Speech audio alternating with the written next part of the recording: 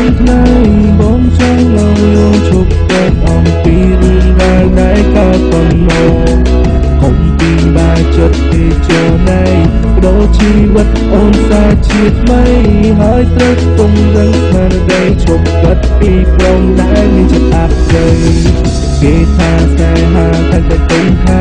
ខ្លាចក្រែងតែឈឺចាប់អូអានេះជាសំដីចេញពីក្នុងមាត់របស់ប្រុសមកតែហាបងចង់ឲ្យអូនដឹងថា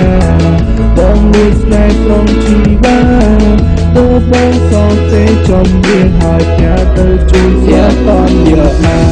ទូចិត្តមួយស្នេហ៍ដែលស្មោះទៅបងមានមិនចេញវិចារបែបដូចជាចាប់ជាផ្សាររបស់ពេលពលីជីវៈប្រាប់ថាពីរត់ទៅទៅយល់ទៅគេគួរសោកទៅមានថាព្រោះតែស្នេហាដែលស្មោះទៅទូគួរអូនเลยសោកថានឹងមានមួយស្មោះទៅរូបបងជីវិតរឿងកំដរនឹងអមមិនដែលនឹងគេថារំលងស្រឡាញ់នឹងអស់ទាំងដែលដល់ហើយមួយសុខសន្យាថានឹងមើលថារីកសុខជីវៈមិនឲ្យកូនថាសោកទៅមានថាមួយសាររៀងដែរលោកមកដែរគេថាស្នេហាតែទៅថា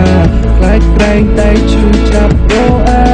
នេះជាសំដីចេញពីក្នុងមាត់របស់ប្រុសមកស្នេហាបងចង់ឲ្យអូនដឹងថា